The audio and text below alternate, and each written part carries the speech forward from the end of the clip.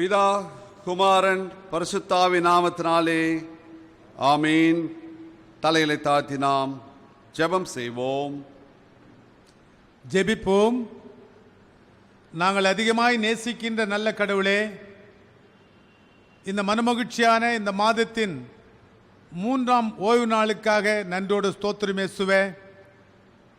ஆண்டவரே, உம்முடைய கிருபையினாலும் இரக்கத்தினாலும் உம்முடைய அடியார்களை எங்களை ஆண்டவரே இந்த 20 நாட்கள் உம்முடைய கண்ணின் மணி போல பாதுகாத்து பராமரித்து ஆண்டவரே நீர் கிருபையாய் இந்த நாளை நாங்கள் உம்முடைய சமூகத்தில் உட்கார்ந்து காணொளி காட்சி மூலமாக இந்த ஆராதனை பங்கு கொள்ளும்படியான பாக்கியத்தை நீர் கொடுத்த தயவுக்காக நன்றோடு ஸ்தோத்திரம். ஆண்டவரே, உம்முடைய கிருபை மகா பெரியதாக இருக்கிறபடியே நன்றோடு ஸ்தோத்திரம்.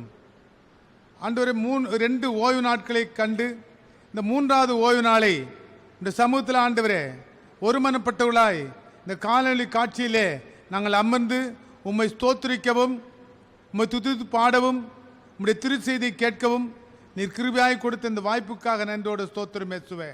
நீர் எங்களை எப்போதும் பாதுகாத்து பராமரிக்கின்ற கடவுள். எங்களுக்கு எந்த தீங்கு நேரிடாதபடி உம்முடைய பாதுகாவன கரத்தினாலே எங்களை மீட்டு எங்களை வழிநடத்தி வந்த தேவன் என்பதை நாங்கள் விசுவாசித்து உமக்கு நன்றி செலுத்துகிறோம். ஆண்டவரே, இந்த நாளிலும் ஆண்டவரே நாங்கள் கேட்க போகின்ற செய்தி எங்கள் ஆத்துமத்துக்கு பிரயோஜனமாயும் எங்கள் ஜீவத்துக்கு ஆதாரமாயும் அமையும்படி உம்முடைய தாசர் மூலமாய் நீர் எங்களோடு பேசி நாங்கள் அதை கேட்டு எங்கள் வாழ்க்கையிலே அதை நடைமுறைப்படுத்திக் கொள்ள உம்முடைய பரிசுத்த ஆவியானவர் எங்களை இடைப்பட்டு காக்க வேண்டுமாய் உம்முடைய சமுதிரத்தை தாத்துகிறோம். தொடர்ந்து ஏறெடுக்கின்ற எல்லா ஸ்தோத்திர பலிகளையும் நீர் அங்கீகரித்துக் கொள்ளும். விண்ணப்பங்களுக்கு ஏற்ற பதிலை நாங்கள் பெற்றுக்கொள்ள உம்முடைய காருண்ய கரம் எங்களோடு இருக்கட்டும். தொடர்ந்து ஆட்கொள்ளும், வழிநடத்தும். துதி கனமயமெல்லாம் நோக்கி செலுத்துகிறோம். இயேசுவின் மூல ஜெபங்கள் நல்ல பிதாவே, ஆமேன் ஆமேன். ஆண்டோட திருநாம துதி புகழ்ச்சி உண்டாகும்படியாக இந்த அக்டோபர் மாதம் 3ஆம் ஞாயிறு வழிபாடுக்காரமாக நம்முடைய ஆலய பாடல் புத்தகத்திலே 118ஆம் பாடலை பாடி ஆண்டோட நாமத்தை மையப்படுத்துவோம். பாடலை 118, பூவின் நற்கந்தம் வீசும் சோலையாயினும். பூவின் நற்கந்தம் வீசும் சோலையாயினும்.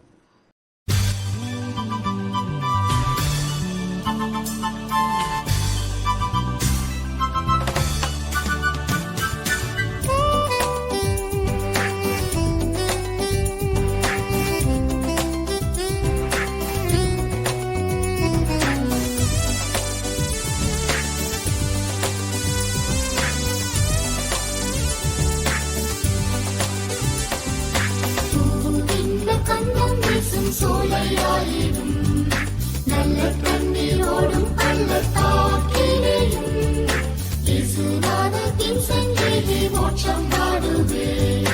விண்ணில் சோடும் தீரம் நோக்கி ஓடுவே.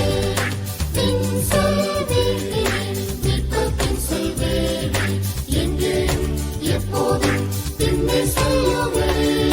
பின் செல்வேனே, பின் செல்வேனே, காட்டும் பாதை எல்லாம் செல்லுவே.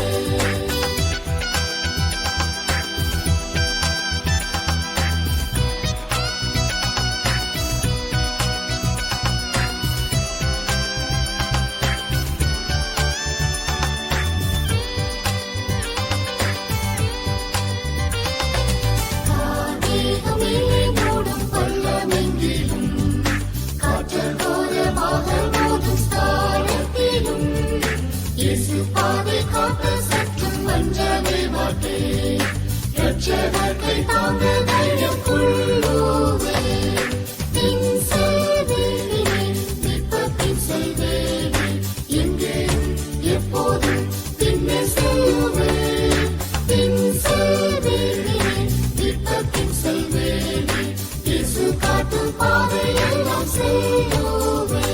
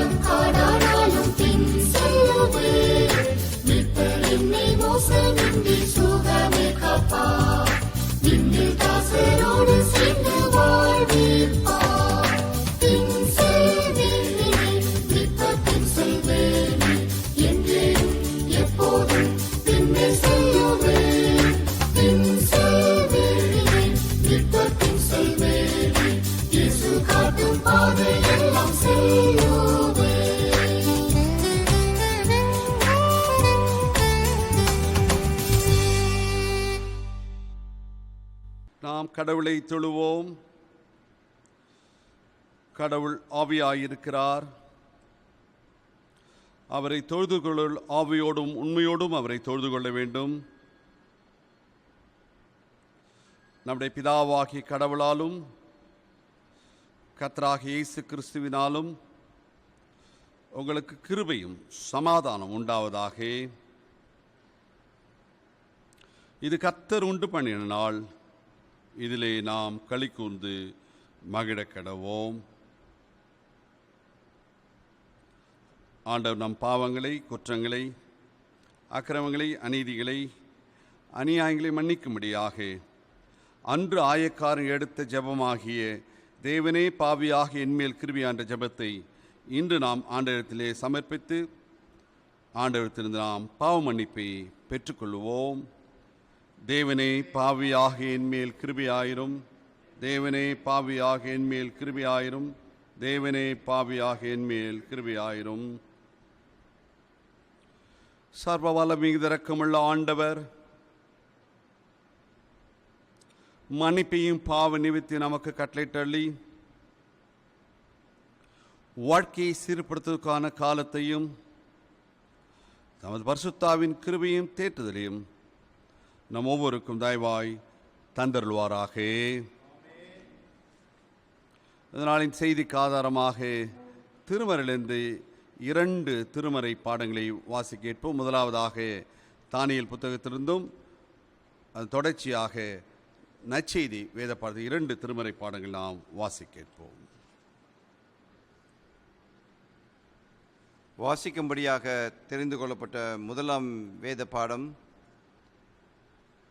தானியேல் 6ஆம் அதிகாரம்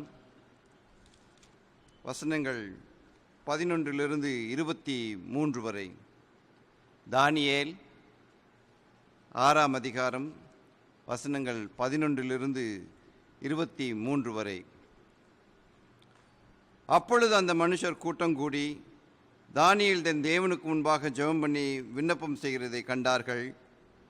பின்பு அவர்கள் ராஜாவுக்கு முன்பாக வந்து, ராஜாவின் தாக்கீத்தை குறித்து எந்த மனுஷனாகிலும் 30 நாள் வரையில் ராஜாவாக்கி உம்மை தவிர எந்த தேவையானாலும் மனுஷனானாலும் நோக்கி யாதொரு காரியத்தை குறித்து விண்ணப்பம் பண்ணினால் அவன் சிங்கங்களின் கெபியிலே போடப்பட வேண்டுமென்று நீர் கட்டளையிட்ட பத்திரத்தில் கையெழுத்து வைத்தீரல்லவோ என்றார்கள். அதற்கு ராஜா, அந்த காரியம் மேதியருக்கும் பெர்சியருக்கும் இருக்கிற மாறாத பிரமாணத்தின்படி உறுதியாக்கப்பட்டதே என்றான். அப்பொழுது அவர்கள் ராஜாவை நோக்கி, சிறைப்பிடிக்கப்பட்ட யூதேயா தேசத்தின் புத்திரரில் தானியேல் என்பவன் உம்மையும் நீர் கையெழுத்து வைத்து கொடுத்த கட்டளையையும் மதியாமல் தினமும் 3 வேளையும் நான் பண்ணும் விண்ணப்பத்தை பண்ணுகிறான் என்றார்கள். ராஜா இந்த வார்த்தைகளை கேட்டபோது தன்னில் மிகவும் சஞ்சலப்பட்டு தானியேலை காப்பாற்றும்படி அவன் பேரில் தன் மனதை வைத்து அவனை தப்பிக்கிறதுக்காக சூரியன் அஸ்தமிக்கும் மட்டும் பிரயாசப்பட்டு கொண்டிருந்தான். அப்பொழுது அந்த மனுஷன் ராஜாவிடத்தில் கூட்டமாய் வந்து, ராஜா கட்டளையிட்ட அந்த தாக்கீத்தையும் கட்டளையையும் மாற்றப்படாதது என்பது மேதியருக்கும் பெர்சியருக்கும் பிரமாணமாய் இருக்குதென்று அறிவீரா என்றார்கள். அப்பொழுது ராஜா கட்டளையிட அவர்கள் தானியேலை கொண்டு வந்து அவனை சிங்கன் கெபியிலே போட்டார்கள். ராஜா தானியேலை நோக்கி, நீ இடைவிடாமல் ஆராதிக்கிற உன் தேவன் உன்னை தப்புவிப்பார் என்றார். ஒரு கல் கெபியினுடைய வாசலின் மேல் கொண்டு வந்து வைக்கப்பட்டதும் தானியேலை பற்றிய தீர்மானம் மாற்றப்படாதபடிக்கு ராஜா தன் மோதிரத்தினாலும் தன் பிரபுக்களின் மோதிரத்தினாலும் அதன் மேல் முத்திரை போட்டான். பின்பு ராஜா தன் அரண்மனைக்கு போய் முழுதும் போஜனம் பண்ணாமலும் கீதவாத்தியம் முதலானவைகளை தனக்கு முன்பாக வர ஒட்டாமலும் இருந்தான். அவனுக்கு நித்திரையும் வராமற் போயிற்று. காலமே கிழக்கு வெளுக்கும்போது ராஜா எழுந்திருந்து சிங்கங்களின் கெபிக்கு தீவிரமாய் போனான். ராஜா கெபியின் கிட்ட வந்தபோது தூய சத்தமாய் தானியேலை கூப்பிட்டு, தானியேலே, ஜீவனுள்ள தேவனுடைய தாசனே, நீ இடைவிடாமல் ஆராதிக்கிற உன் தேவன் உன்னை சிங்கங்களுக்கு தப்புவிக்க வல்லவராய் இருந்தாரா என்று தானியேலை கேட்டான். அப்பொழுது தானியேல், ராஜாவே, நீர் என்றும் வாழ்க. சிங்கங்கள் என்னை சேதப்படுத்தாதபடிக்கு தேவன் தம்முடைய தூதனை அனுப்பி அவர்கள் வாயை கட்டி போட்டார். அது என்னென்றால், அவருக்கு முன்பாக நான் குற்றமற்றவனாய் காணப்பட்டேன். ராஜாவாகிய உமக்கு முன்பாகவும் நான் நீதிகேடு செய்ததில்லை என்றான். அப்பொழுது ராஜா தன்னில் மிகவும் சந்தோஷப்பட்டு தானியேலை கெபியிலிருந்து தூக்கிவிடச் சொன்னான். அப்படியே தானியேல் கெபியிலிருந்து தூக்கிவிடப்பட்டான். அவன் தன் தேவன் பேரில் விசுவாசித்திருந்தபடியால் அவனிலும் ஒரு சேதமும் காணப்படவில்லை. பாடம் முடிந்தது. தேவனே உமக்கே மகிமை உண்டாவதாக. நற்செய்தி வேத பகுதி வாசிக்க நாம் யாவரும் எழுந்து நிற்போம்.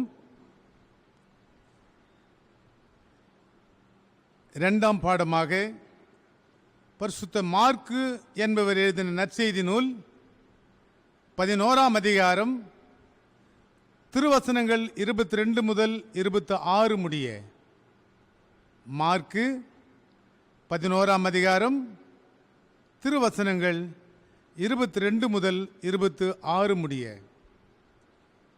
இயேசு சீஷர்களை நோக்கி, தேவனிடத்தில் விசுவாசம் உள்ளவராயிருங்கள்.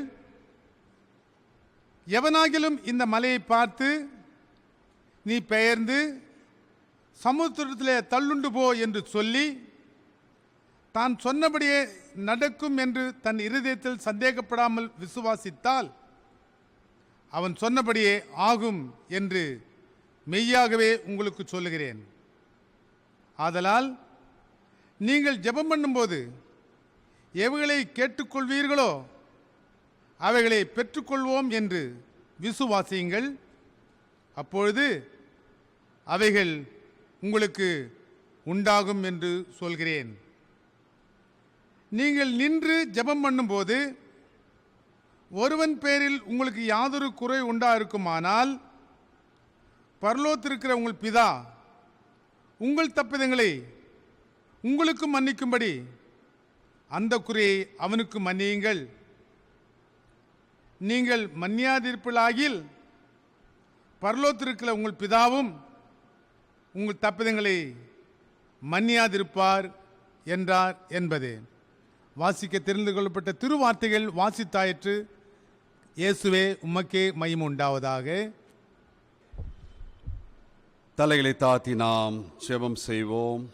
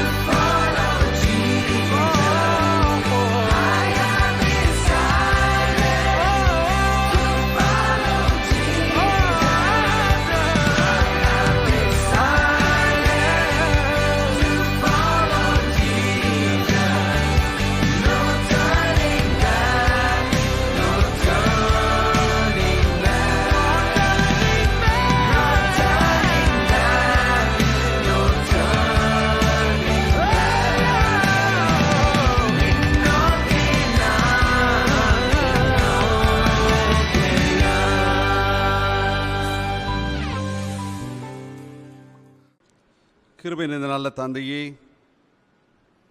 இதனாலே நாம் வாசிக்கப்பட்ட திருமறை பாடங்களை என்ற உள்ளத்திலே நாங்கள் உள்வாங்கி அதை நான் தியானிக்கும் போது எங்களோடு கூட நீர் பேசும். ஆண்டவரே, நாங்கள் கேட்கின்ற சத்தியத்தை எங்கள் வாழ்வில் நான் அப்பியாசப்படுத்தவும் அதன் அடிப்படையை நான் பின்பற்றி நடக்க எங்களுக்கு நீர் துணை நில்லும். மீட்பு இயேசு வழியாக ஜெபிக்கிறோம் நல்ல தந்தையே, ஆமென். கிறிஸ்துக்கள் அன்பான இறை மக்களே,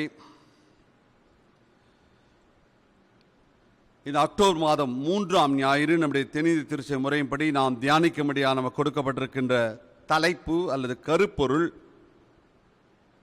சீடத்துவத்தின் மேன்மை. சீடத்துவத்தின் மேன்மை, cost of discipleship. Cost of discipleship. இந்த நாளில் 4 திருமறை பாடங்கள் கொடுத்திருந்தாலும் இதனாலே நமக்கு வாசிக்கப்பட்ட இந்த 2 திருமறை பாடங்களை அடிப்படையாக வைத்தும் மற்ற 2 திருமறை பாடங்களை என்னுடைய செய்தியின் வழியாக நான் உங்களுக்கு மேற்கோள் காட்டி இந்த நாளின் கர்த்தருடைய செய்தியை தலைப்புக்கேற்றவனமாக பகிர்ந்து கொள்ள நான் விரும்புகின்றேன்.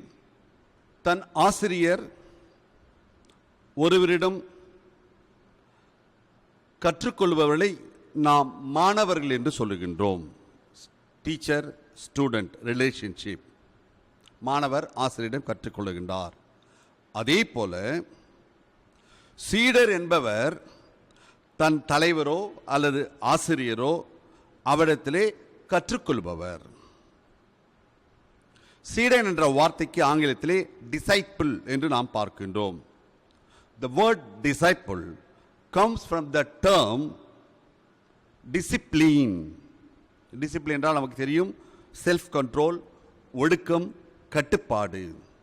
யார் ஒருவர் ஒழுக்கத்தோடு கட்டுப்பாடோடு வாழ்கின்றாலோ அவர்கள்தான் சீடராக இருக்க முடியும் என்ற உள்ளர்த்தத்தை உள்ளடக்கிய வார்த்தை தான் இந்த சீடர் அல்லது சிஷி அல்லது டிசைப்பிள் என்ற வார்த்தை நமக்கு வெளிப்படுத்துகின்றது.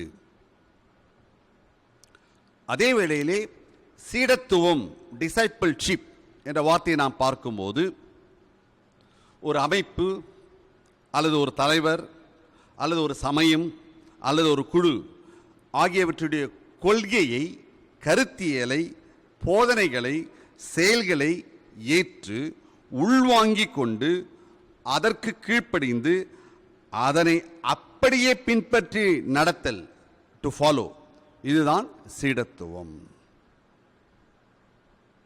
அப்படி என்றால் சீடத்துவம் என்பது தன் ஆசான் அல்லது தன் தலைவரை பின்பற்றுவது என்று சுருக்கமாக சொல்லலாம். எனவே ஒரு தலைவர் முன்மாதிரியாக சொல்லாலும் செயலாலும் திகழ்ந்திட வேண்டும் என்பதை தான் இந்த சீடத்துவம் என்ற தலைப்பு நமக்கு மிக தெளிவாக விளக்குகின்றது. அப்பொழுதுதான் நல்ல சீடத்துவம் உருவாக்க முடியும். இதை அடிப்படையாக வைத்து தான் இந்த நாளிலே சீடத்துவத்தின் மேன்மை என்ற கருப்பொருளை நாம் சற்று ஆழமாக தியானிக்க இருக்கின்றோம். சீடத்துவத்தின் மேன்மை. சீடத்துவத்தின் மேன்மை என்பது நாம் இன்று யாருடைய சீடராக இருக்கின்றோம். ஒரு உலக அளவிலே சினிமா துறையிலே கதாநாயகர்களை வைத்து இன்று பலர் அவளை தலைவராக வைத்து வாழ்ந்து கொண்டிருக்கின்றார்கள். அரசியல் வட்டாரத்திலே சிலரை தலைவராக வைத்துக் கொண்டு வாழ்ந்து வருகிறார்கள். அவள் கொடுக்கப்படுகின்ற பெயர் தொண்டர் என்று சொல்லி பெயர் சொல்லப்படுகின்றது. அல்லது சினிமா துறையிலே ரசிகர் என்ற பெயர் சொல்லப்படுகின்றது. ஆனால் சமய வட்டத்தில் நாம் பார்க்கும்போது நாம் இன்று யாருடைய சீடராக இருக்கிறோம்? நம்முடைய தலைவர் யார்? நம்முடைய தலைமை யார்? அந்த தலைவருடைய பண்புகள் என்ன? அவர் நம்மை வழிநடத்துவதில் தலைமை சிறந்து விளங்குகிறாரா என்பதை ஆராய்ந்து பிறகுதான் அந்த தலைமையை நான் பின்பற்ற வேண்டும். எல்லாரும் தலைவராகிவிட முடியாது. எல்லா தலைவரையும் பின்பற்றிலும் தொண்டராக சீடராக இருக்க முடியாது. இன்று பலரும் இயேசுவின் அடியார் என்று தனக்குத்தானே நினைத்து கொண்டு வாழ்ந்து கொண்டிருக்கின்றார்கள். நாங்கள் எல்லாம் இயேசுவினுடைய அடியார் என்று சொல்லிக் கொள்கிறார்கள். அதில் உண்மை இல்லை. சீடத்துவத்தின் மேன்மை அல்லது மகத்துவம் அல்லது பெருமை இவை யாவும் தன் தலைமையை மகிமைப்படுத்தும் வண்ணம் இருக்க வேண்டும். தலைமைக்கும் பெருமை இருக்க வேண்டும் அல்லது சிறப்பு இருக்க வேண்டும். அவரை பின்பற்றி சென்ற சீடருக்கும் சிறப்பு இருக்க வேண்டும். தன் தலைமை யாரோ அவரின் அடிச்சுவடுகளாக அர்ப்பணிப்புள்ள சீடராக தங்களை நாள்தோறும் செப்பரேட்டுக் கொள்ள வேண்டும். இதுதான் சீடத்துவத்தின் மேன்மை. தற்பெருமை பேசாமல், தான் தலைமைக்கு பெருமை சேர்க்கின்ற வண்ணம் தங்களை முற்றிலும் தாழ்த்தி நமது ஆண்டவரை மேன்மைப்படுத்த வேண்டும்.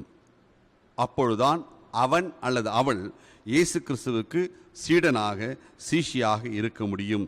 இதுதான் சீடத்துவத்தினுடைய மேன்மை. இந்த துவக்க உரை அடிப்படையாக வைத்து இதனாலே வாசிக்கப்பட்ட 2 திருமறை பாடங்களை நாம் தியானிப்போம். முதலாவதாக வாசிக்கப்பட்ட தானியேல் புத்தகம் 6ஆம் அதிகாரம் 11ஆம் வசனம் முதல் 23ஆம் வசனம் வாசிக்கும் போது இந்த பகுதிக்கு நான் கொடுக்கின்ற தலைப்பு உறுதியான நம்பிக்கையே சீடத்துவத்தின் மேன்மை. உறுதியான நம்பிக்கையே சீடத்துவத்தின் மேன்மை. Firm belief is the cost of discipleship. Firm or strong belief is the cost of discipleship. உறுதியான நம்பிக்கையே சீடத்துவத்தினுடைய மேன்மை. இந்த தானியேல் 6ஆம் அதிகாரம் 11ஆம் வசனம் முதல் 23ஆம் வசனம் வாசிக்கும் போது தானியேல் ஆண்டவர் மீது, தன் ஆண்டவர் மீது கொண்டுள்ள அசைக்க முடியாத, அன்ஷேக்கபிள், அசைக்க முடியாத உறுதியான நம்பிக்கையை நாம் இந்த பகுதியை வாசிக்க கேட்டபோது நன்றாக உணர்ந்திருக்கலாம். ஏனென்றால் இந்த பகுதியை பார்க்கும்போது தானியேலுடைய உறுதியான நம்பிக்கையே, ஆண்டவர் மீது நம்பிக்கையே அரசனே சான்று பகர வைக்கின்றது, அரசனே சாட்சி சொல்ல வைக்கின்றது. தரி ராஜாவே தானியேலை பற்றி சாட்சி சொல்லுகின்றார். தரி என்ற ராஜா அரசாண்டு கொண்டிருக்கின்றார். அவருடைய காலத்திலே தரி ராஜா நாடு முழுவதும் வரி வசூலிப்பதற்கென்று 120 தண்டல்காரரை நியமிக்கின்றார், டாக்ஸ் கலெக்டர்ஸ். இந்த தண்டல்காரர்களை கண்காணிப்பதற்கென்று 3 மேற்பார்வையாளரை, சூப்பர்வைசர்ஸ் அல்லது பிரதானிகளை தரி ராஜா ஏற்படுத்துகின்றார். அந்த 3 பேரில் ஒருவர் தான் தானியேல். தானியேல் சிறை பிடிக்கப்பட்ட வந்த ஒரு வாலிபன். ஆனால் மேற்பார்வையாளர் என்ற ஒரு உயர் பொறுப்பிலே அவன் அங்கு பணியமர்த்தப்படுகின்றான். இந்த தானியேல் மற்ற மேற்பார்வையாளர்களையும் தண்டல்காரரை விட சிறந்து விளங்கினார். ஏனென்றால் தானியேலுக்குள்ளாக ஆற்றல் இருந்தது, வியத்தகு ஆற்றல் இருந்தது, வல்லமை இருந்தது, ஆண்டவருடைய ஆவி இருந்தது. பிசாசின் ஆவி அல்ல, ஆண்டவருடைய ஆவி இருந்தது. தூய ஆவியானவருக்குள்ளாக இருந்தார். இதனை அறிந்து உணர்ந்த தரி அரசன் தன் அரசின் முழு பொறுப்பையும் தானியேலிடம் ஒப்படைக்கலாம் என்று எண்ணிக்கொண்டிருந்தார். ஆனால் இதனை கவனித்த மற்ற தண்டல்காரர்கள், 120 தண்டல்காரர்களும் மற்ற 2 மேற்பார்வையாளர்களும் அதிகாரிகளும் ஆளுநர்களும் தானியேல் மீது எரிச்சல் கொண்டு தங்களுக்குள்ளே கலந்து ஆலோசித்து தரி அரசிடம் சென்று, நீர் இப்போது ஒரு தடை உத்தரவு பிறப்பிக்க வேண்டும். என்ன தடை உத்தரவு? ஒரு சட்டத்தை ஏற்ற வேண்டும். என்ன சட்டம்? 30 நாள் வரை அரசராகி உம்மை தவிர வேறு எந்த தெய்வத்திடமிருந்தோ மனிதனிடமிருந்தோ யாதொரு விண்ணப்பமும் வேண்டுதலும் ஜபமும் செய்கின்ற எந்த மனிதனும் சிங்க குகைக்குள்ளாக தள்ளப்படுவான் என்று நீ சட்டம் இயற்றி அதில் நீ கையொப்பமிட வேண்டும். இந்த சட்டம் எப்படிப்பட்ட சட்டம் என்று சொன்னால், மேதியர் பாரசீகியர் சட்டங்களைப் போல ஒரு முறை சட்டம் ஏற்றிவிட்டால் அது மாறாத சட்டமாக இருக்க வேண்டும் என்று சொல்லி அரசருக்கு இவர்கள் ஆலோசனை சொன்னார்கள். யார்? அதிகாரிகள், ஆளுநர்கள். இவரெல்லாம் தானியேல் மீது எரிச்சல் கொண்டு சொன்னார்கள். ஆனால் தானியேல் இச்சட்டம் அரசனால் கையொப்பமிடப்பட்டதை அறிந்த பின்னும் தன் வீட்டுக்கு சென்று தன் மேலறையிலே பலகணிகளை திறந்து எருசலேமை நோக்கி திறந்திருக்கின்ற அந்த பலகணி வழியாக தன்னுடைய வழக்கத்தின்படியே நாள்தோறும் 3 வேளையும் கடவுளுக்கு முன்பாக அவர் ஜெபத்தை ஏறெடுத்தார்.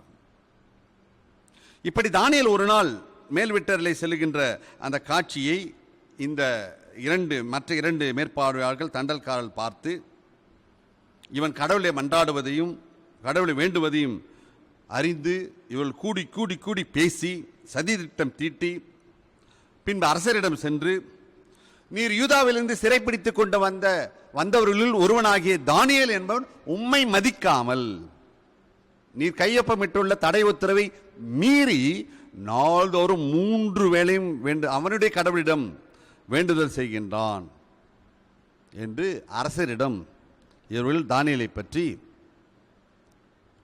சொன்னார்கள். அரசன் இந்த வார்த்தைகளை கேட்டபோது மிகவும் மனம் வருந்தி தானியேலை எப்படியாவது காப்பாற்ற வேண்டும் என்று சொல்லி தனக்குள்ளாக அவன் உறுதியுடன் சூரியன் மறையும் வரையில் பல வழிகளை தேடினார். என்றால் அரசர் சட்டம் ஏற்றி கையொப்பமிட்டு விட்டார், வேறு வழி இல்லை. ஆனால் இந்த சதி கூட்டத்தினர் அரசரையே மிரட்டுவது போன்று, அரசரே நீர் மேதியர் பாரசீக சட்டப்படி அரசர் விடுத்த தடை உத்தரவை சட்டமாக மாறிவிட்டு அந்த சட்டத்தை மாற்றுவதற்கு உமக்கு கூட அதிகாரம் கிடையாது, எல்லாரும் கீழ்ப்படிய வேண்டும். ஆகவே நம்முடைய சட்டத்தை கை கொள்ளாத தானியேல் நிச்சயம் தண்டிக்கப்பட வேண்டும், இதில் நீர் உறுதியாக இருக்க வேண்டும் சொன்னபோது அரசனின் சட்டப்படி தானியேல் சிங்கக்குகைக்குள்ளாக தூக்கி வீசப்பட்டார். அரசன் தானியேலை நோக்கி சொன்ன வார்த்தை, நீ இடைவிடாமல் வழிபடுகின்ற அல்லது ஆராதிக்கின்ற உன் கடவுள் உன்னை விடுவிப்பாராக. சதிக்கார்கள் இவனை தூக்கி வீசி அடித்தது மாத்திரமல்ல, குகையில் ஒரு பெரிய கல்லை உருட்டி புரட்டி அந்த வாசலையும் அடைத்து விட்டார்கள், வெளியே அவன் தப்பி ஓடி கூட வரக்கூடாது என்று சொல்லி. மேலும் தானியேலுக்கு செய்யப்பட்டதில் யாதொன்றும் மாற்றப்படாதிருக்க வேண்டிய அரசன் தன் மோதிரத்தாலும் தம் உயர்குடி மக்களின் மோதிரங்களாலும் அந்த சிங்கக்குகையின் முன்பாக முத்திரையிட்டான். ஆனால் அரசன் அரண்மனைக்கு திரும்பி வந்த பிற்பாடாக அவனால் உணவு உட்கொள்ள முடியவில்லை, எந்த களியாட்டத்தில் ஈடுபட முடியவில்லை, உறங்கவும் முடியவில்லை. எப்பொழுது விடியும் விடியும் என்று சொல்லி காத்து கொண்டிருந்தான். விடுகின்ற வேளையிலே தரியு அரசன் சிங்கக்குகையாண்டே விரைந்து ஓடி வந்து துயரமான குரலிலே தரியு தானியேலை பார்த்து சொல்லுகின்றான், தானியேலே, கடவுளின் ஊழியக்காரனே, நீ இடைவிடாமல் வழிபட உன் கடவுள் உன்னை சிங்கங்களின் வாய்க்கு உன்னை தப்புவித்தாரா? உறக்க கேட்டான் தரியு. அந்த சத்தத்தை கேட்ட தானியேல் அரசரை நோக்கி, அரசரே நீர் நீடூடி வாழ்க. என் கடவுள் தம் தூதரை அனுப்பி சிங்கலின் வாயை கட்டி போட்டார். அந்த சிங்கலை எனக்கு ஒரு தீங்கும் செய்யவில்லை, ஏனெனில் நான் உமக்கு முன்பாக மாசற்றவன், கடவுளுக்கு முன்பாக மாசற்றவன், குற்றமற்றவன் அல்ல என்று அவன் மறுமொழி சொன்னபோது அரசன் மகிழ்ந்து உடனே தானியேலை குகையிலிருந்து விடுவிக்கும்படியாக கட்டளையிட்டான். இந்த பகுதியிலே தானியேல் 6ஆம் அதிகாரம் 11ஆம் வசனம் 23ஆம் வசனத்தை நாம் திருப்பி படிக்கும் போது தானியேலுடைய அசைக்க முடியாத இறை நம்பிக்கை தானியேலை இக்கட்டான சூழ்நிலையிலிருந்து விடுவித்தது மட்டுமல்ல, அரசரையே சாட்சி பகர வைத்தது. என்ன சாட்சி? அரசர் உடனடியாக வேறொரு ஆணையை பிறப்பிக்கின்றார். அதில் அவர் சொல்லுகின்றார், என் ஆட்சிக்கு உட்பட்ட நாடு முழுதும் உள்ள மக்கள் இனி தானியேலின் கடவுளுக்கு அஞ்சி நடக்க வேண்டும், நடுங்க வேண்டும். அவரே வாழுகின்ற கடவுள், இஸ் த லிவிங் காட். அவர் என்றென்றும் நிலைத்திருக்கின்றார். அவரது ஆட்சி என்றும் அழிவற்றது. அவரது அரசுரிமைக்கு முடிவே கிடையாது. சிங்கங்களின் வாய்க்கு தானியேலை காப்பாற்றியவர் அவரே. விண்ணிலும் மண்ணிலும் அரிய செயல்களையும் விந்தைகளையும் ஆற்றுபவர் அவரே என்று சொல்லி தரியு அரசன் இறை நம்பிக்கையோடு கூட புதிய அரசாணையை இயற்றினார். இதனால் தரிவின் ஆட்சி காலத்திலும் சரி, தரிவுக்கு பிற்பாடாக வந்த பாரசீகனான சைரஸ் என்று சொல்லப்படுகிற மன்னனின் ஆட்சி காலத்திலும் சரி, தானியேல் சீரும் சிறப்புமாக இருந்தார். இதில் நாம் கற்றுக்கொள்கின்ற பாடம், தானியேலின் முழுமையான உறுதியான நம்பிக்கையினால் தானியேல் சிறப்பான சீடத்துவத்தின் மேன்மையை நமக்கு ஒரு சாட்சி பகர்கின்றார். நாம் நம்முடைய வாழ்க்கையிலே நாம் உறுதியான நம்பிக்கை இறைவனில் வைக்கும்போது அதுதான் சீடத்துவத்தின் மேன்மை என்பதை நாம் புரிந்து கொள்ள வேண்டும். என்னுடைய செய்தியின் 2வது தலைப்பு, உறுதியான நம்பிக்கையே சீடத்துவத்தின் மேன்மை. 2வது, உணர்வுள்ள நடத்தையே சீடத்துவத்தின் மேன்மை. Firm belief is the cost of discipleship.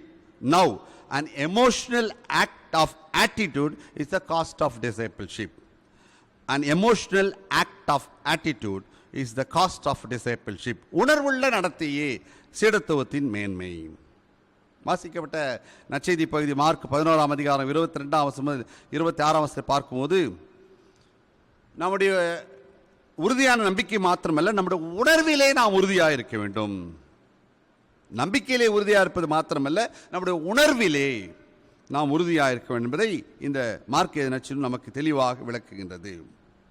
நம்முடைய உள்ளத்திலே பயம் எதுவுமின்றி நம்பிக்கையுடன் இருக்க வேண்டியும், எவற்றையெல்லாம் இறைவனிடம் நாம் கேட்கின்றோம் அவையெல்லாம் பெற்றுவிட்டீர்கள் என்ற நம்பிக்கை கொள்ள வேண்டியும், இறை வேண்டுதல் செய்ய நிற்கும் போது ஒருவேளை யார் மேலாவது நமக்கு மனத்தாங்கல் இருந்தால் அவளை மன்னித்து விடுங்கள் என்று சொல்லி நாம் வாசிக்கேட்டோம். அப்படி மன்னிக்கும் போதுதான் உங்கள் குற்றங்களை கடவுள் உங்களுக்கு மன்னிப்பார். நீங்கள் மன்னிக்கவில்லை என்றால் உங்கள் குற்றங்களுக்கு மன்னிக்க மாட்டார் என்ற தெளிவான மனநிலை குறித்த உணர்வை கடவுள் நமக்கு கற்றுத் தருகின்றார். இதுதான் சிறந்த சீடத்துவத்தின் மேன்மை. ஆண்டவர் சீடர் கற்பித்து கொடுத்த அந்த பரமண்டல ஜெபம் என்று சொல்லுகின்றோமே, அதில் கூட பிறருடைய குற்றங்களை மன்னிப்பு, எங்கள் குற்றங்களுக்கு நீ மன்னியும் என்று சொல்லுகின்றோம். அதுதான் இங்கு நீங்கள் மற்றொரு குற்றங்களை மன்னிக்கவில்லை என்றால் உங்கள் குற்றங்களை இறைவனுக்கு மன்னிக்க மாட்டார். இதுதான் சீடத்துவத்தின் மேன்மை, இதுதான் தெளிவான மனநிலை, இதுதான் தெளிவான உணர்வு என்பதை இயேசு கிறிஸ்து இங்கு மார்க் நற்செய்தி நூல் 11ஆம் அதிகாரத்தில் தெளிவாக விளக்குகின்றார். இதை இந்த நாளில் கொடுக்கப்பட்ட நிருப பாடம் 2 கொரிந்தியர் 6ஆம் அதிகாரம் 3ஆம் வசனம் 10ஆம் வசனத்தை அப்போஸ்தலனாகிய பவுல் கொரிந்து பட்டணத்துக்கு எழுதும் போது சொல்லுகின்றார். அவளுக்கு மட்டுமல்ல நமக்கும் குறிப்பிட்டு சொல்லுகின்றார். எத்தகைய நெருக்கடியான சூழ்நிலையிலும் கடவுளின் பிள்ளைகளாகிய நாம் நம்முடைய நடத்தையிலே நாம் உறுதியாக இருக்க வேண்டும். நம்முடைய நடத்தையிலே உறுதியாக இருக்க வேண்டும், நம்முடைய நம்பிக்கையிலே உறுதியாக இருக்க வேண்டும், நம்முடைய உணர்விலே நாம் உறுதியாக இருக்க வேண்டும். குறிப்பாக 2 கொரிந்தியர் 6ஆம் 8ஆம் வசனம் சொல்வார், போற்றுவார் போற்றட்டும். எல்லாரும் எல்லாம் சொல்ல மாட்டாங்க. இயேசு கிறிஸ்துவே ஒருத்தன் காட்டி கொடுத்தான், ஒருத்தன் மறுதளிச்சான், மிச்சம் 10 பேர் ஓடி போயிட்டாங்க. இயேசு கிறிஸ்துக்கு அந்த கதி. பச்சை மரத்துக்கு ஆனால் பட்டை மரத்துக்கு என்ன எடுப்போது? போற்றுவார் போற்றட்டும், தூற்றுவார் தூற்றட்டும், இது எங்களுக்கு பொருட்டல்ல. புகழ்வார் புகழட்டும், இகழுவார் இகழட்டும், இதனால் எங்களுக்கு எந்த பாதிப்பும் அல்ல. ஏமாற்றுவோர் ஏமாற்றட்டும், ஆனால் நாங்கள் கடவுளின் பிள்ளைகள். இதை அப்போஸ்தலனாகிய பவுல் கொரிந்து பட்டணத்துக்கு 2 கொரிந்தியர் 6ஆம் அதிகாரம் 3ஆம் வசனம் முதல் 10ஆம் வசனம், குறிப்பாக 8ஆம் வசனம் இதை குறிப்பிட்டு சொல்லுகின்றார். சீடத்துவத்தின் மேன்மை குறித்து கொடுமையாக தண்டிக்கப்பட்டோர் என தோன்றினாலும் நாங்கள் கொல்லப்படவில்லை. துயரற்றோர் என்று தோன்றினாலும் நாங்கள் எப்பொழுதும் மகிழ்ச்சியாக இருக்கிறோம். ஏழையர் என்று தோன்றினாலும் நாங்கள் பலரை செல்வந்தராக்குகின்றோம். எதுவும் இல்லாதவர் என்று தோன்றினாலும் நாங்கள் எல்லாவற்றையும் பெற்றிருக்கிறோம். இத்தகைய மனநிலை ஒவ்வொரு சீடருக்கும், இயேசு கிறிஸ்து சீடருக்கும் இருக்க வேண்டும். இதுதான் உணர்வுள்ள சீடத்துவத்தின் மேன்மை. இப்படிப்பட்ட இந்த மனநிலை, இந்த உணர்வு யாருக்கு இருக்கிறதோ இதுதான் உணர்வுள்ள சீடத்துவத்தின் மேன்மை. முதலாவதாக உறுதியான நம்பிக்கையே சீடத்துவத்தின் மேன்மை. இரண்டாவது செய்தி தலைப்பு உணர்வுள்ள சீடத்துவத்தின் மேன்மை. ஒரு மனிதன் அல்லது ஒரு மனுஷி தன்னை பற்றி உணரும் போது, ஆங்கிலத்திலே உணர்தல் என்றால் செல்ஃப் ரியலைசேஷன், உணரும் போது, திருமலைக்கு மிகச் சிறந்த சான்று லூக்கா 15ஆம் அதிகாரம் 21ஆம் வசனம். ஒரு தகப்பனுக்கு 2 பிள்ளைகள் இருந்தார்கள். மூத்த மகன் தகப்பனோடு இருந்தான். இளைய மகன் தன் நண்பர்களோடு சேர்ந்து தன்னுடைய சொத்தை தகப்பன் கேட்டு சண்டை போட்டு பெற்றுக்கொண்டு தூர இடத்துக்கு போய்விட்டான். சொத்தையெல்லாம் வழிந்த பிற்பாடாக பன்றிகளுக்கு வைக்கப்பட அந்த தவிட்டை சாப்பிட முற்பட்டான். மனம் வருந்தினான். சரி, நான் வீட்டுக்கு போவேன், அவங்க வேலையாட்கள் எல்லாம் நன்றாக வயிறு நிறைய சாப்பிடாது, ஏன் எனக்கு நிலைமை என்று சொல்லி திரும்பி வந்தபோது தந்தையை பார்த்து அவர் காலில் விழுந்து சொல்கிறான், தகப்பனே, நான் பரத்துக்கு விரோதமாகவும் உமது பார்வையிலும் பாவம் செய்தேன். இனி நான் உம்முடைய மகன் என்று சொல்லப்பதற்கு தகுதி அல்ல. என்னை உம்முடைய வேலைக்கார ஒருவனாக ஏற்றுக்கொள்ளும் என்று சொன்னான். Self realisation. ஒரு மனிதன் அல்லது ஒரு மனுஷி தன்னை பற்றி உணரும் போது, செல்ஃப் ரியலைசேஷன், இந்த மனம் திருந்திய மகன், ஆங்கிலத்திலே ப்ராடிகல் சன் என்று சொல்லப்படுகிறது, மனம் திருந்திய மைந்தன். ஒரு மனிதன் அல்லது ஒரு மனுஷி தன்னை பற்றி உணரும் போது முதல். இரண்டாவது, மறுபிறப்பை எய்தும் போது, born again எக்ஸ்பீரியன்ஸ். யோவான் 3ஆம் அதிகாரத்தில் பார்க்கின்றோம், நிக்கோதேமு என்று சொல்லப்படுகிற ஒரு கடவுளுடைய மனுஷன் இரவு வேளையில் தான் ஆண்டவர் வந்து அவர் பாதப்படியில் அமர்ந்து பல்வேறு பாடங்களை கற்றுக்கொண்டார். நான் எப்படி திருப்பி எங்கள் அம்மா வயிற்றிலிருந்து பிறப்பேன்? ஆண்டவர் சொல்கிறார், திருப்பி பிறக்கணும் இல்லைப்பா. It's not a physical birth, it's a spiritual birth. It's not a physical birth, it's a spiritual birth. born again experience. யோவான் 3:5. ஒரு மனிதன் தன்னை பற்றி உணரும்போது அல்லது மறுபிறப்பை எய்தும்போது born again எக்ஸ்பீரியன்ஸ், அல்லது தான் கடவுளுக்கு முன் பாவமுள்ளவன் என்று அறியும் போது, லூக்கா 19:8, சகேயு மிகப்பெரிய பணக்காரன். சகேயு ஒரு டாக்ஸ் கலெக்டர். இப்பொழுது இந்த பகுதியில் பார்த்தோம், தரியு ராஜ்யத்திலே அத்தனை தண்டல்காரர்கள் இருந்தாலும் சொல்லி 120 தண்டல்காரர் இருந்தாலும் சொல்லுவாங்க. சகேயு ஒரு தண்டல்காரன், டாக்ஸ் கலெக்டர். காட்டத்தை மரத்தில் எழுதி, கடந்த வார செய்தியிலே அருள் திரு பிரேமி அவர்கள் குறிப்பிட்டு சொன்னது போல காட்டத்தை மரத்தில் எழுதி உட்கார்ந்து கொண்டான். அவன் சரீரத்தில் குள்ளன். அவனுக்கு இருக்கிற இன்ஃபீரியாரிட்டி காம்ப்ளெக்ஸ் தான். குள்ளன் என்ற ஒரு இன்ஃபீரியாரிட்டி காம்ப்ளெக்ஸ். ரெண்டாவது, நடந்து போகும்போது எல்லாம் மறைச்சிடுவாங்க, இயேசு கிறிஸ்துவை பார்க்க முடியாது என்ற ஒரு காரணம். ஆக காட்டத்தை மரத்தில் எழுதி உட்கார்ந்து கொள்கிறான். நான் இயேசு கிறிஸ்து அந்த காட்டை மரத்து கீழே வந்து அந்த லூக்கா 19 பார்க்கின்றோம். கடந்த வாரம் பிரேமி அவர் சொன்னதை போல இயேசு கிறிஸ்து அவனை அண்ணாந்து பார்த்து, சகேவே இறங்கி வா, நான் உன் வீட்டிற்கு வர வேண்டும். அப்போது சகேவி சொல்லுகிறான் ஆண்டவரை பார்த்து, தான் கடவுளுக்கு முன்பாக பாவமுள்ளவன் என்று சொல்லுகிறான். ஆண்டவரே, என் சொத்தில், என் ஆஸ்தியில் பாதையை ஏழைக்கு கொடுத்து விடுகிறேன். ஒரு யாராவது ஒரு இடத்தில் நான் எதையாக அதிகம் வாங்கியிருந்தால் 4 அத்தனையாக திருப்பி கொடுத்து விடுகிறேன் என்று சொல்லுகின்றான். என்ற மூன்றாவது கருத்து, சகி தான் கடவுளுக்கு முன் பாவம் உள்ளவன் என்பதை அறியும் போது அறிந்தான்.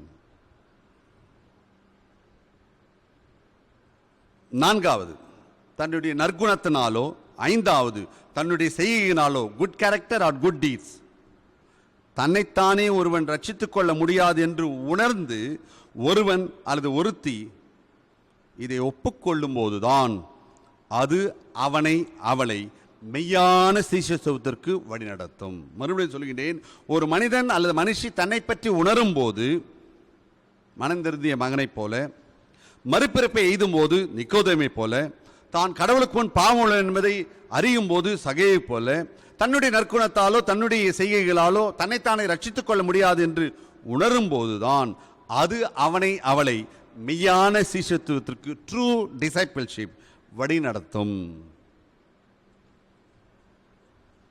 இன்றைய நாளிலே நாம் உணர்ந்து கொள்ள வேண்டியது, சீடத்துவத்தின் மேன்மை என்பது நம்முடைய சுய பெருமை அல்ல. It's not a self ride. மாறாக நாம் யாரை பின்பற்றுகின்றோமோ அவரை நாம் மகிமைப்படுத்தும் வண்ணம் நாம் நம் ஆண்டவர் மீது உறுதியான நம்பிக்கையோடும், முதல் தலைப்பு, உணர்வுள்ள நடத்தையோடும், 2ஆம் தலைப்பு, நம்மை தினந்தோறும் நாம் பயிற்றுக் கொள்வதே உண்மையான உறுதியான உணர்வுள்ள சீடத்துவத்தின் மேன்மையாகும். இத்தகைய பயிற்சியை பெற்றுக்கொண்டு நாமும் ஆண்டவர் கேட்ட சீஷராக உலகத்தில் வளரும், வாழ்வோம், பிறரையும் பயிற்றுவிப்போம், பிறரையும் இயேசு கிறிஸ்துவின் சீஷராக ஆக்குவோம். அப்படி செய்ய இறைவன் தாமே நமக்கு துணை புரிவாராக. ஆமென்.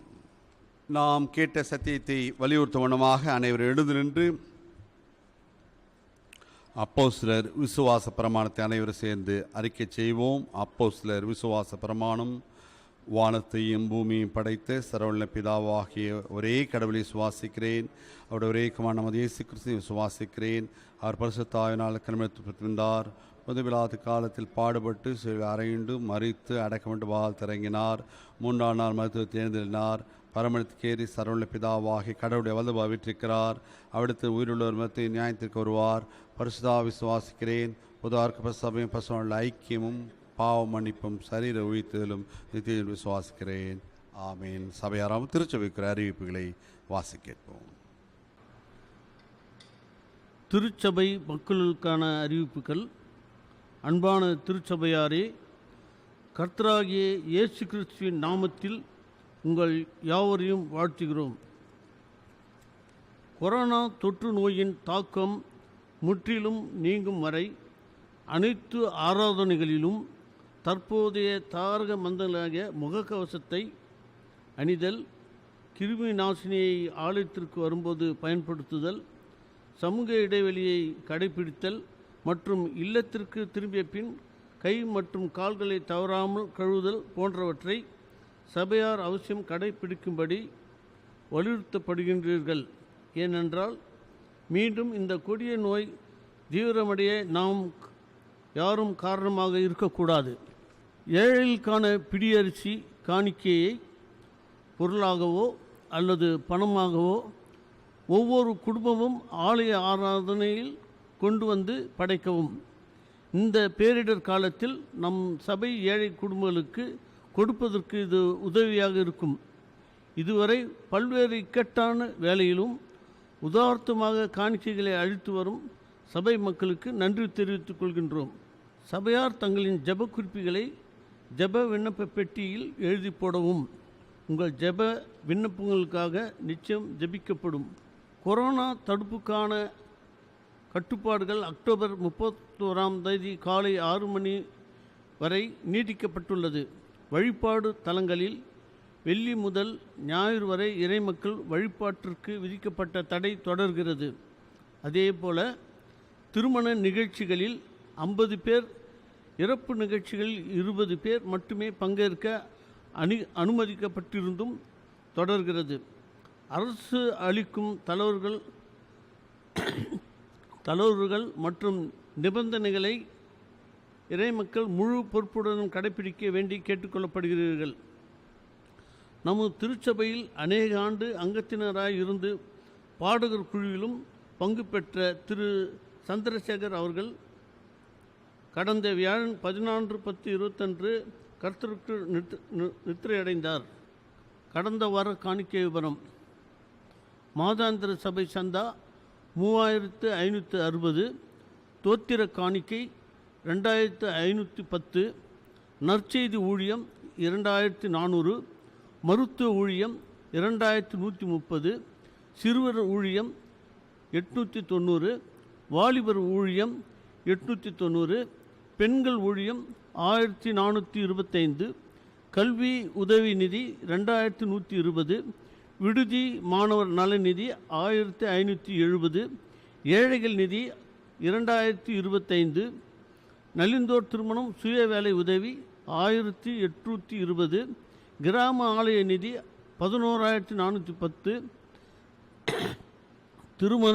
திருமண அறிக்கை கட்டணம் 1000 ரூபாய், கட்டட நிதி 10,500 ரூபாய், உத்திரமேரூர் முதியோர் உதவி நிதி 2000, அரிசி காணிக்கை ஆலய பணியாளர் நலநிதி 5320, அரிசி காணிக்கை ஆலய பணியாளர் நிதி 1800, மொத்தம் 53,320 ரூபாய். இந்த வாரம் தனது பிறந்த நாள் கொண்டாடும் நம் திருச்சபை அங்கத்தினர்கள்: அக்டோபர் 17 செல்வி Sarah Grace Nobel, October 18 master Roger Manuel, master S Edwin, திரு டி இர்வின் தாமஸ், செல்வன் வி ஜூடாஸ் ஜெய்சிங். அக்டோபர் 19 திரு ஆர் ரத்ன பிரதாப், திரு டி சாமுவேல், திருமதி பி வசந்தி பியூலா, திருமதி எஸ்தர் கிளாடிஸ் ராஜ்வின், திரு சி எலிசா துரை. அக்டோபர் 20 திரு பென்னி யேசுதாஸ், திரு டி விஜயகுமார், திருமதி சூசனா டைட்டஸ், திருமதி ஜீவரத்னம் மதன் எஸ், திரு ஏ ஜோசோ அலெக்சாண்டர், செல்வி A Jenita Roslin, Thiru S Ashokkumar, திருமதி சோபனா ராஜம் இமானுயேல். அக்டோபர் 21 திரு ஜி ஜோதிபால், திருமதி பி தேவகிருபை அலெக்சாண்டர், திருமதி அனிதா வசீகரன், மாஸ்டர் அஸ்வின் அனுக்கிரகம், திரு ஜே பீட்டர், மாஸ்டர் பி சாம்யின், திரு சால்மன் ஜபராஜ் எம். அக்டோபர் 22 திரு ஜே பிரேம்குமார் டேவிட், திருமதி கரோலின் பிங்கி, டாக்டர் செல்வி எஸ் சைனி விக்டோரியா, திருமதி எஸ் ஷேரன் ஆக்னல், திரு பிராங்க்லின் ராஜ்குமார் எஸ், திரு டேவிட் வாசு, செல்வி எஸ் ஜோவிதா ஸ்மைலி. அக்டோபர் 23 திருமதி G ஜெபஸ்டி, திருமதி S Getsy சாம்ராஜ்குமார், master TJS Melford Johnson, திரு D ஜோப் Anbazhagan, திரு S Prince David Arun, செல்வி D மகிபா Jaish. இவ்வாரம் தனது திருமண நாள் கொண்டாடும் நம் திருச்சபை அங்கத்தினர்கள் அக்டோபர் 17 திருமதி ரஞ்சினி, திரு சி சுகுமாரன். அக்டோபர் 18 திருமதி மேக்தலின், திரு ஆண்டனி ஜெரால்ட். அக்டோபர் 19 திருமதி எஸ்தர் கிளாடிஸ், திரு ஆர் ராஜ்வின் பிச்சைமுத்து, திருமதி ஷீபா இவாஞ்சலின், திரு இமானுவேல் நேசப்பிரபு. அக்டோபர் 22 திருமதி தமிழ்ச்செல்வி, திரு பாலசிங், திருமதி அமுதா, திரு சந்திரகுமார். இவ்வார நாட்களில் பிறந்த நாள் மற்றும் திருமண நாள் கொண்டாடும் நம் திருச்சபை அங்கத்தினர்களை திருச்சபையாய் வாழ்த்துகிறோம். பேராயத்தில் வந்திருக்கின்ற சுற்றறிக்கை: 21 வயது நிரம்பிய இருபாலர், ஆண் அல்லது பெண், பட்டப்படிப்பு படித்தவர்கள், பேராயத்திலே முழுநேர ஆயர் பணிக்கென்று தங்களை அர்ப்பணித்தவர்கள் யாராவது இருப்பு என்று சொன்னால் உங்களுடைய எழுத்துப்பூர்வமான விண்ணப்படியத்தை ஆயருக்கு சமர்ப்பிக்கும்படியாக கேட்டுக்கொள்ளப்படுகிறீர்கள். நாளை மறுதினம் 19ஆம் தேதி மாலைக்குள்ளாக இது நம்முடைய வட்டாரத்துக்கு இந்த கடிதம் பரிந்துரை செய்யப்படும். ஆக விருப்பமுள்ளவர்கள் ஆயரை சந்திக்கும்படி அன்போடு கேட்டுக்கொள்கிறோம். தொடர்ச்சியாக 26ஆம் தேதி அது பேராய மினிஸ்ட்ரியல் கமிட்டியிலே தீர்மானிக்கப்பட்டு அதன் வழியாக தெரிவு செய்யப்படுவீர்கள். ஆக விருப்பமுள்ளவர்கள் ஆயரை உடனடியாக தொடர்பு. இது குறித்த அறிவிப்பை கடந்த வாரத்தில் உங்களுக்கு நான் அறிவித்தேன் என்பதை இந்த நாளில் உங்களுக்கு சுட்டிக்காட்ட விரும்புகின்றேன். பேராயத்திலிருந்து மறு உத்தரவு வரும் வரை எந்த சிறப்பு ஞாயிறு, சிறுவர் ஞாயிறோ, பெண்கள் ஞாயிறோ, வாலிபர் ஞாயிறோ, முதியோர் ஞாயிறோ, எந்த சிறப்பு ஞாயிறு நிகழ்வுகளோ அல்லது எந்த பண்டிகைகளோ, ஐக்கிய கூடுகைகளோ மற்றும் திருவிருந்து வழிபாடோ நடைபெறாது என்பதை உங்களுக்கு நான் தெரிவித்துக் கொள்கின்றேன். நம்முடைய ஆலயத்திலே 829 மாதாந்திர சந்தா உரைகள் வழங்கப்பட்டு வருகின்றது.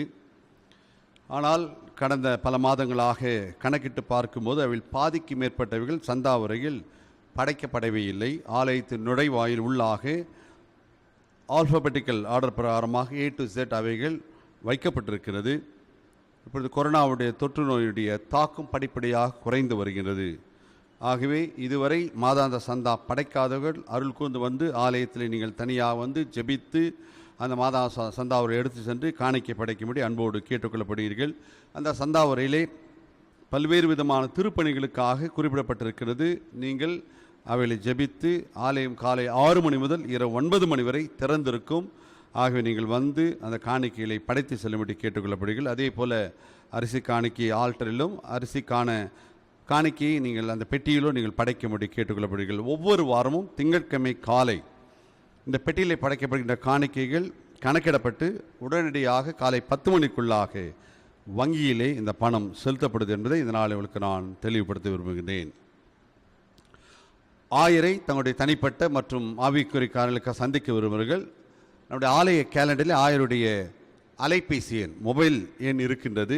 நீங்கள் அதை பயன்படுத்தி ஆயருடைய அவைலபிலிட்டி தெரிந்து கொண்டு வரும்படி அன்போடு கேட்டுக்கொள்ளும். ஏனென்றால் ஆயருக்கு தனிப்பட்ட அலுவல் உண்டு, குடும்ப அலுவல் உண்டு, சேகர அலுவல் உண்டு, பேராய அலுவல் உண்டு. இது தவிர்த்து ஆயர் மெட்ராஸ் செமிட்ரி போர்டுடைய உதவி தலைவராகும். பேராயத்திலே நகர்ப்புற நற்செய்தி பணியத்துடைய இயக்குநராக பணிபுரினாலே அலுவலர்களுக்கு செல்ல வேண்டிய அவசியம் எனக்கு இருக்குது. ஆகவே தயவு செய்து வருகின்றவர்கள் என்னுடைய ஆலய கேலண்டரில் இருக்கின்ற என்னுடைய அலைபேசி எண்ணை பயன்படுத்தி என்னுடைய அவைலபிலிட்டி தெரிந்து கொண்டு வரும்படியாக அன்போடு கேட்டுக்கோங்க. ஒரு சிலர் நீங்கள் வந்து விடுகின்றீர்கள், இல்லை என்றால் உங்களுக்கும் வருத்தம், எனக்கும் அது வருத்தம். ஆகவே இனி முதற்கொண்டு இதை நான் ஆலயத்தில் பொறுப்பேற்கும் போதே ஜூன் மாதம் 2019 தெரிவித்தேன்.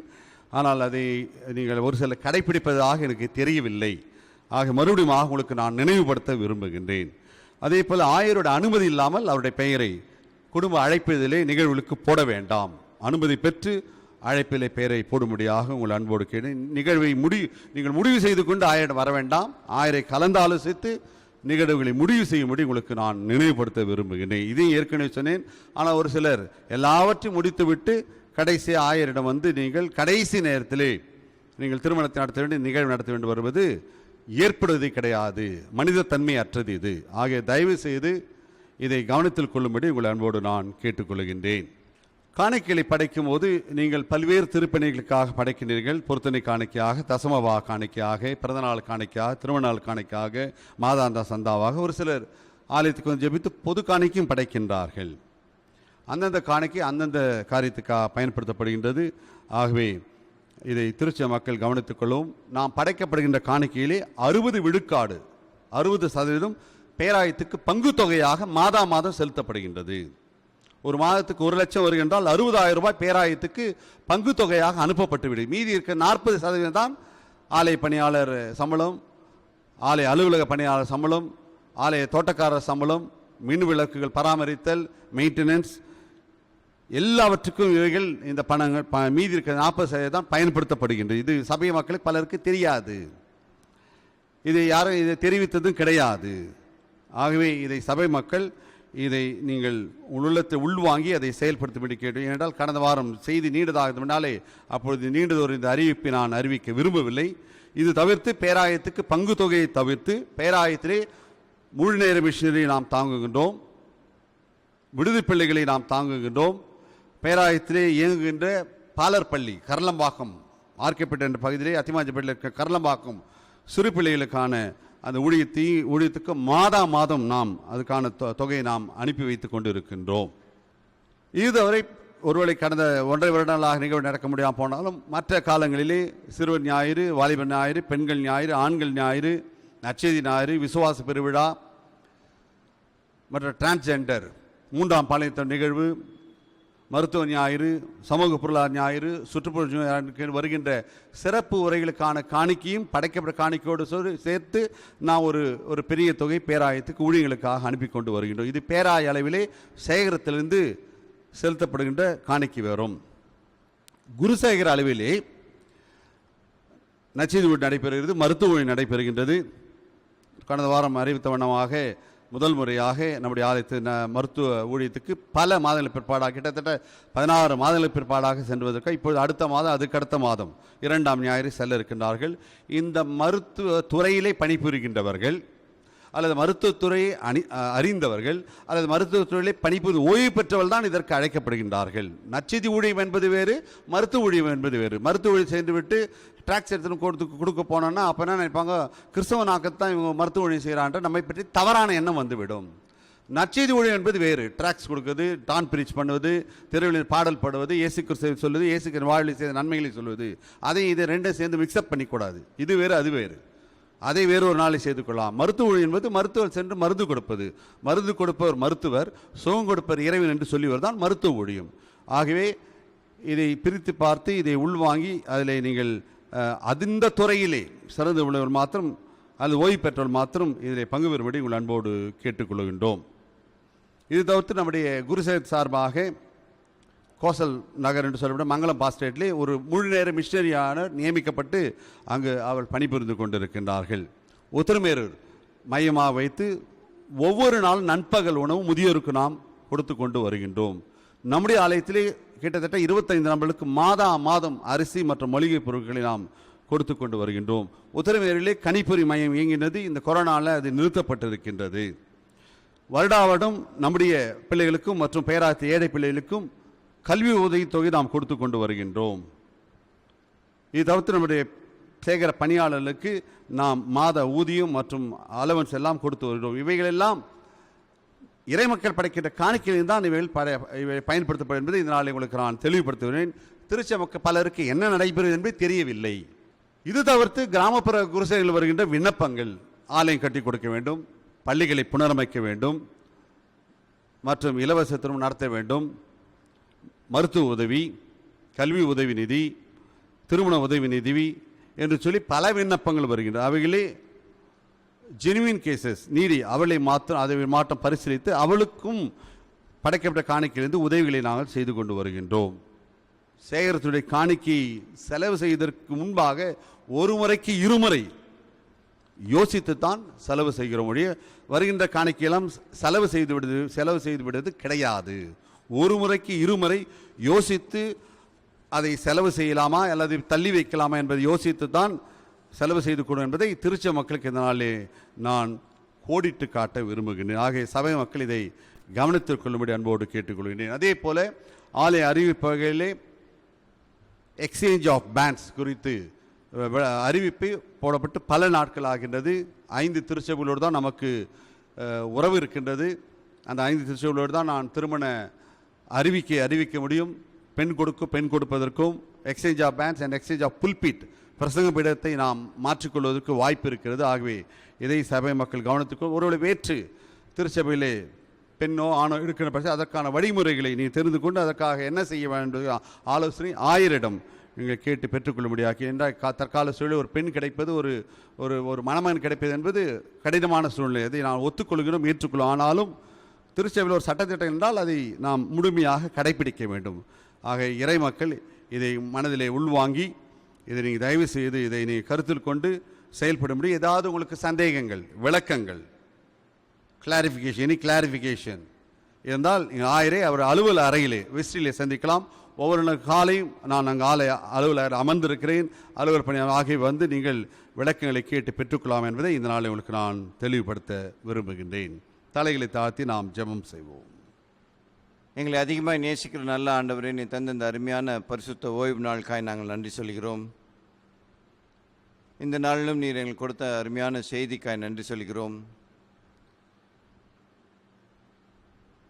உறுதியான நம்பிக்கையாகவும் நற்செய்தி பொருந்தவர்களாகவும் நற்குணமுடையவர்களாகவும் சீடர்களாய் நீர் எங்களை மாற்றும்படியாய் இந்த வேளையில் எங்களை ஒப்புக் கொடுக்கிறோம்.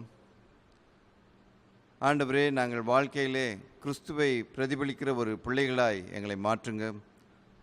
ஒருவன் கிறிஸ்துவுக்குள் இருந்தால் புது சிருஷ்டியாக இருக்கிறான், பழையவர்கள் எல்லாம் ஒளிந்து போயின, எல்லாம் புதிதாயின என்று சொன்னது போல எங்கள் வாழ்க்கையிலே புதிதாக்கப்பட்டவர்களாய் கிறிஸ்துவை மேன்மைப்படுத்துகிறவர்களாய் வாழ எங்களுக்கு உதவி செய்யுங்க. ஆண்டவரே, விசேஷமாக இந்த வேளையில் கூட நீர் எங்களை அற்புதமாய் வழிநடத்தி வருகிறீர், அதற்காக நன்றி சொல்கிறோம். ஆண்டவரே, இந்த நாளிலும் ஆண்டவரே காணிக்கை படைத்த ஒவ்வொரு பிள்ளைகளையும் இந்த கரத்தில் ஒப்புக் கொடுக்கிறோம். அவனவன் வசனமாயும் அல்ல, கட்டாயமாயும் அல்ல, மனதில் ஏவறுபடி கொடுங்கள் என்று சொல்லியிருக்கீங்கப்பா. ஆண்டவரே, அவர்கள் கொடுக்குற அந்த காணிக்கையை ஆசீர்வதித்து பல மடங்காய் அவர்களை ஆசீர்வதிக்கும்படியாக இந்த வேளையில் உங்களை கேட்குறோம். கொடுத்து வர நல்ல மழைக்காய் நாங்கள் நன்றி சொல்கிறோம். இந்த மழையின் மூலமாய் விளைச்சல் நேர்த்தியாக இருக்கவும் ஆண்டவரே, அதிக மழையினால் விளைச்சல் அழிந்து போகாதபடிக்கும் பாதுகாத்து கொள்ளும்படியாக இந்த கரத்தில் கேட்குறோம். இந்த நாளிலும் வாசிக்க கேட்ட பிறந்த நாளை காணும் திருச்சபை மக்களுக்காயும் திருமண நாளை அனுசரிக்கும் குடும்பத்துக்காய் வருகிறோம். ஆண்டவரே, அவள் குடும்பத்தை ஆசீர்வதிங்க. பிறந்த நாள் காணும் பிள்ளைகளுடைய வாழ்க்கையில் ஒரு இரட்டிப்பான ஆசீர்வாதத்தை கட்டளையிட முடியாமல் இந்த கரத்தில் ஒப்புக் கொடுக்கிறோம். ஆண்டவரே, இத்தனை ஆண்டுகளாய் இவர்களை பாதுகாத்தீர், பராமரித்தீர், வழி நடத்தினீர். அதுபோல் இந்த புதிய ஆண்டிலே புதிய கிருபை, புதிய ஆசீர்வாதங்களாலே அவர்களை நிரப்ப முடியாமல் இந்த கரத்தில் கேட்குறோம். விசேஷமாய் ஆண்டவரே, திருச்சபையிலே பலவீனமாக இருக்கிற ஒவ்வொரு பிள்ளைகளையும் இந்த கரத்தில் ஒப்புக் கொடுக்கிறோம். பலவீனத்திலே உன் பலன் பூர்ணமாக விளங்கும் என்று சொன்ன ஆண்டவர், ஆண்டவரே, அவளுக்கு வேண்டிய நல்ல சுகத்தையும் பலத்தையும் கொடுத்து ஆண்டவரே மறுபடியுமாய் ஆண்டவரே தொழுது கொள்ளும்படியாயும் உதவி செய்யுமாறும் இந்த கரத்தில் கேட்குறோம். விசேஷமாய் ஆண்டவரே, அறிவிப்பிலே வாசிக்க கேட்ட சந்திரசேகரன் சகோதரனுடைய குடும்பத்துக்காய் வருகிறோம். ஆண்டவரே, அவரை இழந்து துக்கத்தில் இருக்கும் மனைவி, பிள்ளைகள், பேர பிள்ளைகள் ஒவ்வொருவரையும் கர்த்தர் கண்ணோக்கி பாருங்க. சமாதானத்தின் தேவன் தாமே உலகம் தரக்கூடாத சமாதானத்தை இந்த குடும்பத்துக்கு கொடுத்து அவர்களை ஆற்றி தேற்றி வழிநடத்த முடியாமல் இந்த கருத்தில் ஒப்புக் கொடுக்கிறோம். ஆண்டவரே, விசேஷமாய் ஆண்டவரே, நாங்கள் எங்களுடைய அரசாங்கத்துக்காய் வருகிறோம். ஆண்டவரே, அரசியல் தலைவர்களுக்காய் வருகிறோம். எல்லாம் நேர்த்தியாய் நடக்கும்படியாக அவர்களுக்கு வேண்டிய நல்ல ஞானத்தையும் அறிவையும் கொடுத்தீர், அதற்காக நாங்கள் நன்றி சொல்கிறோம். குறிப்பாய் ஆண்டவரே, நீ இந்த அதிகாரிகளோடு பேசி வருகின்ற மாதங்களிலே நாங்கள் ஆலயத்துக்கு வந்து உம்மை தொழுது கொள்ளும்படியாய் கர்த்தர் எங்களுக்கு கிருபை பாராட்டும்படியாய் இந்த கரத்தில் கேட்குறோம். ஆண்டவரே, இம்மட்டுமாய் நீர் எங்களை பாதுகாத்தீர், பராமரித்தீர், வழி நடத்தினதுக்காக நன்றி சொல்கிறோம். இந்த நாளிலும் இந்த காணொளி காட்சியிலே ஆண்டவரே எங்களோடு கூட இணைந்து ஆண்டவரே ஆராதிக்கிற ஒவ்வொரு திருச்சபை மக்களும் திருச்சபை பிள்ளைகளையும் கர்த்தர் ஆசீர்வதித்து வழிநடத்த வேண்டும் என்று நாள் மீட்பர் இயேசுவின் மூலமாய் வேண்டிக் கொள்கிறோம் பிதாவே, ஆமேன். பரிசுத்த மெய்விவாக அறிவிக்கை. தென்னிந்திய திருச்சபை, சென்னை பேராயும், அமைந்தகரை குருசேகரும், பேரன்பர் ஆலயத்தை சேர்ந்த திருமதி ஜே செல்வராணி, திரு எஸ் ஜெயக்குமார், மதுரவாயில் வசிக்கின்ற திரு ஜெயக்குமார், அவருடைய குமாரத்தி செல்வி ஜே பரிபூர்ண கிருபா என்பவருக்கும், தூத்துக்குடி நாசரேத் பேராயும் கிருஷ்ணராஜபுரம் குருசேகரம் சிஎஸ்ஐ எபினேசர் சபையை சேர்ந்த திருமதி ஜே கிறிஸ்டி, திரு எம் ஜேசிராஜ், அவருடைய குமாரர் செல்வன் ஜே ஜெபராஜ் என்பவருக்கும் திருமணம் ஒழுங்கு செய்யப்பட்டிருக்கின்றது. இவர்கள் இருவரும் இத்திருமணத்தில் சேரக்கூடாத நியாயமான காரணம் அல்லது தடை ஏதாவது தெரியும் என்றால் அதனை எழுத்து மூலம் சபை போதற்கு தெரிவிக்கும்படி கேட்டுக்கொள்ளப்படுகிறீர்கள். இது இவர்களுக்கு இரண்டாம் அறிவிக்கை. ஏற்ற வேளை ஆண்டவர் இந்த பிள்ளைகளை ஒன்றாக இணைத்து தமது திருநாமைக்கென்று சாட்சியுள்ள சந்தோஷமுள்ள சமாதான குடும்பமாக திகழத்தக்கதாக ஆண்டவர் தாமே அவர்களுக்கு அருள் புரிவாராக. ஆமீன். ஜெபம் செய்வோம். இரக்கமுள்ள தந்தையே, இதனால் இந்த திருமண அறிவிக்கப்பட்ட அன்பு பிள்ளை இருவருக்காக நன்றி செலுத்துகின்றோம். இந்த பிள்ளைகளை பெற்றெடுத்த பெற்றோருக்காக ஸ்தோத்திரிக்கின்றோம். இந்த பிள்ளைகளை பெற்றெடுத்து வளர்த்து ஆளாக்கி உலகப்பர சிறந்த கல்வி கொடுத்து பெற்றோர் தன் ஸ்தானத்தில் நிறைவேற்ற வேண்டிய உயர்ந்த கடமையாக குடும்ப வளமை தரும்படியாக பல நாட்களாக ஜெபித்து திட்டமிட்டு இப்பொழுதான திருச்சபை ஒழுங்குமுறைப்படி இதனால் அறிவிக்கப்பட்ட இந்த இரண்டாவது அறிவிக்கைக்காக ஜெபிக்கிறோம். தொடர்ச்சியாக வருகின்ற வாரம் மூன்றாவது அறிவிக்கை தொடர்ந்து எங்கள் ஆலயத்தில் நடைபெறுகின்ற திருமணத்துக்காக கூட நமக்கு நன்றி செலுத்துகிறோம் சுவாமி. தனி மனித வாழ்விலிருந்து குடும்ப வாழ்ந்த பிள்ளை அடியெடுத்து வைக்கும் போது இந்த பிள்ளைகள் எங்கு வாழ்ந்தாலும் உமக்கு நன்றி உள்ளவர்களாக, தங்கள் பெற்றோருக்கு ஆண்டரை கனப்படுத்துவர்களாக, சமுதாயத்தை பிறகு பயனுள்ளதாக திகழத்தக்கதாக இவர்களையும் இதில் எதிர்நோக்கிய வாழ்வையும் நீர் ஆசீர்வதிக்க வேண்டும் என்று அன்பின் ஆண்டவர் இயேசு கிறிஸ்துவுடைய ஜெபிக்கிறோம் நல்ல தந்தையே. என் ஆத்மாவே கர்த்தரை ஸ்தோத்திரி, என் முழுமே பசு நாமத்தை ஸ்தோத்திரி. என் ஆத்மாவே கர்த்தரை ஸ்தோத்திரி, கர்த்தர் செய்த சலவாளி மறவாதே. நம்முடைய ஆண்டவராக இயேசு கிறிஸ்துடைய கிருபையும் பிதாவாக தேவனுடைய அன்பும் பரிசுத்தாவுடைய அருளும் ஆசீர்வாதம் வழிநடத்தலும் இந்த நாளின் காணொலி காட்சி வழியாக இந்த வழிபாட்டில் பங்கு பெறும் அனைவரையும் இறைவன் தாம் தம் திருக்கர்த்தராவுடைய ஆசீர்வாதத்தை உங்களை பாதுகாத்து வழிநடத்துவாராக.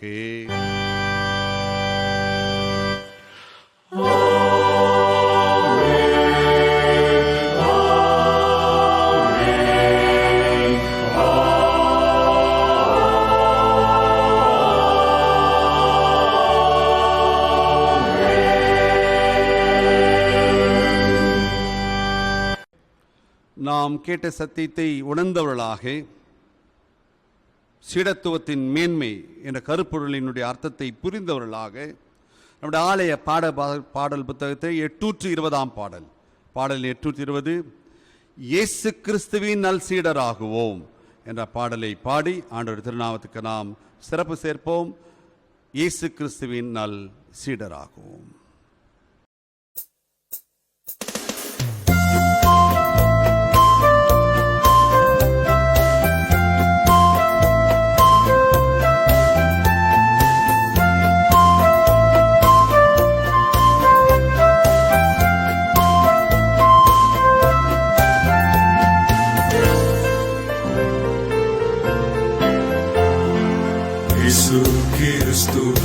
சீடராகுவோம், விசுவாசத்தில் முன்னடப்போம். இனி எல்லாருமே அவர் பணிக்கெனவே ஒன்றாய் எந்நாளும் உழைத்திடுவோம். நம் இயேசு ராஜாவே இதோ வேகம் மாறாரே, அதிவேகமாய் செயல்படுவோம். அல்லேலூயா ஜெயம், அல்லேலூயா அதிவேகமாய் செயல்படுவோம்.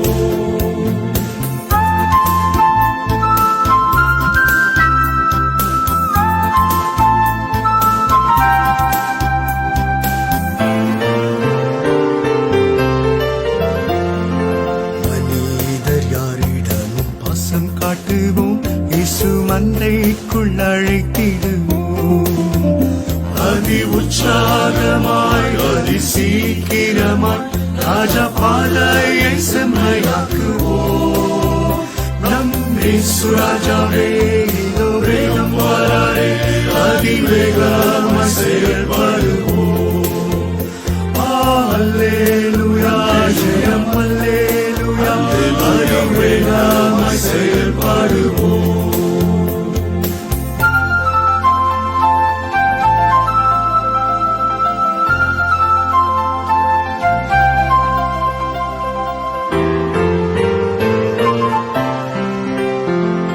சாத்தானின் சதிகளை தகர்த்திடுவோம், இனி இயேசுவுக்காய் வாழ்ந்திடுவோம்.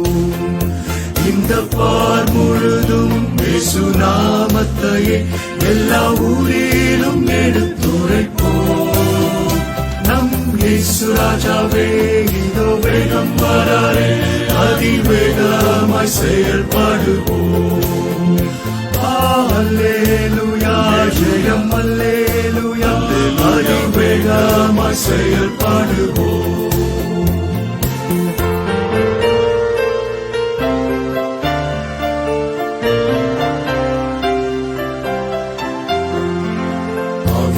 ஆவியாத்துமாவிலும் அவர் பணிக்கே இனி நானல்ல அவரே எல்லாம் என முடிவு செய்தோம், அதில் நிலைத்திருப்போம், அவர் நாளில் மகிழ்ந்திடுவோம்.